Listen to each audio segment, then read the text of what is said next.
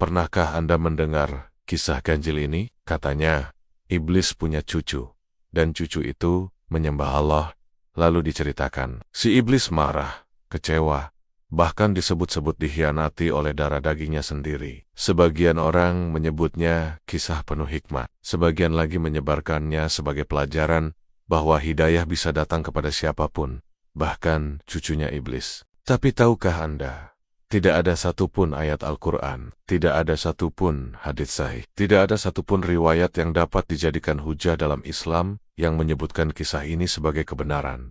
Apa yang Anda dengar itu hanyalah dongeng, bukan ajaran Islam.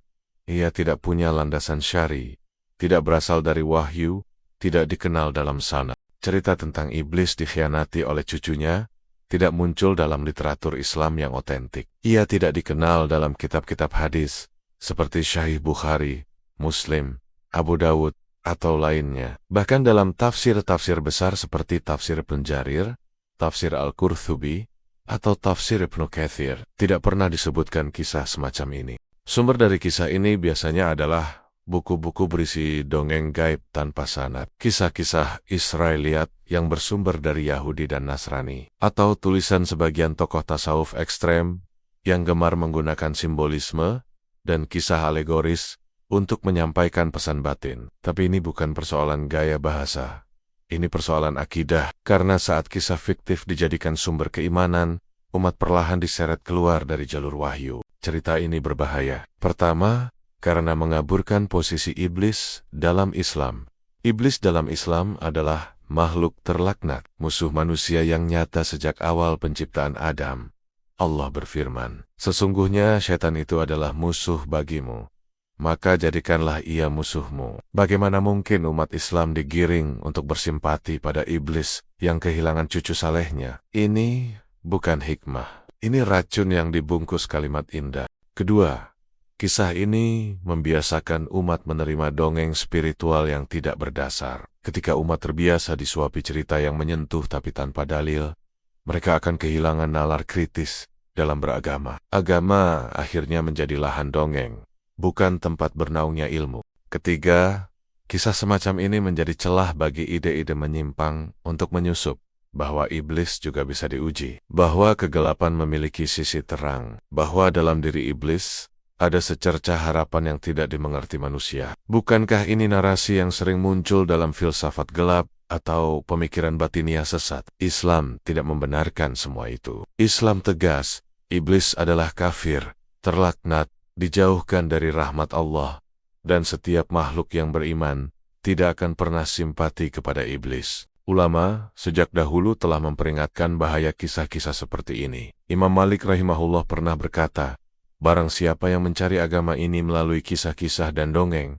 maka dia akan keluar dari Islam tanpa sadar. Syekhul Islam Ibnu Taimiyah juga mengingatkan, sebagian ahli tasawuf dan zuhud menceritakan hal-hal yang mereka kira sebagai kasyaf dan ilham, padahal itu hanyalah tipu daya setan. Maka janganlah menerima berita agama kecuali dengan dalil syar'i. Ini prinsip dasar. Agama tidak dibangun di atas rasa haru, tetapi di atas ilmu dan dalil. Sebagian orang bertanya, bukankah iblis punya keturunan? Bukankah mungkin ada dari keturunannya yang taat? Jawabnya, iya, iblis memang memiliki keturunan, sebagaimana disebut dalam Al-Quran. Apakah kalian akan menjadikan dia, yaitu iblis, dan keturunannya sebagai pemimpin selainku, padahal mereka adalah musuh kalian? Tapi Al-Quran tidak pernah menyebut adanya satupun anak atau cucu iblis yang berpaling dan menjadi mukmin. Apalagi sampai menggambarkan drama pengkhianatan dalam keluarga iblis. Yang kita tahu dari wahyu hanyalah, iblis memiliki bala tentara dari golongan jin dan manusia, dan semuanya adalah musuh kebenaran.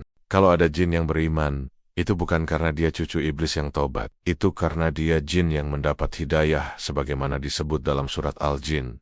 Tidak ada kaitan nasab, tidak ada konflik personal antara iblis dan jin mukmin. Ini murni kisah dongeng, bukan fakta gaib. Tapi kenapa kisah semacam ini laris? Kenapa banyak orang tertarik? Karena umat sedang lapar akan kisah spiritual, tapi mereka tidak dibekali kemampuan membedakan antara wahyu dan rekaan. Ketika dongeng lebih viral daripada dalil, ketika kisah buatan lebih menyentuh daripada hadis sahih, disitulah bencana dimulai. apalagi jika dibalut dengan kata-kata puitis. Iblis pun pernah merasakan pahitnya pengkhianatan. Atau cucu iblis bisa mengenal Tuhan. Kenapa kamu tidak? Kalimat yang tampaknya dalam, tapi sesungguhnya memutarbalikkan akidah. Wahai saudaraku, Islam bukan agama dongeng. Islam adalah agama ilmu, agama dalil, agama kejelasan. Jangan jadikan Islam seperti fabel. Jangan biarkan hati kita terpesona oleh kisah-kisah rekaan yang tidak pernah diajarkan Nabi, tidak pernah dibenarkan oleh para sahabat, tidak pernah ditulis oleh ulama-ulama besar. Cukup sudah umat ini dibodohi oleh kisah-kisah viral yang menyesatkan. Kita harus kembali kepada Al-Quran, kembali kepada sunnah Nabi, kembali kepada pemahaman para ulama yang jujur dan terpercaya. Jika Anda mencintai kebenaran, tinggalkan kisah-kisah seperti ini. Jangan bantu menyebarkannya. Jangan membumbuinya, jangan membelanya, karena kebatilan tidak berubah menjadi kebenaran, walau dibungkus dengan syair yang indah. Iblis tidak layak dikasihani, dan agama ini tidak butuh dongeng untuk jadi indah.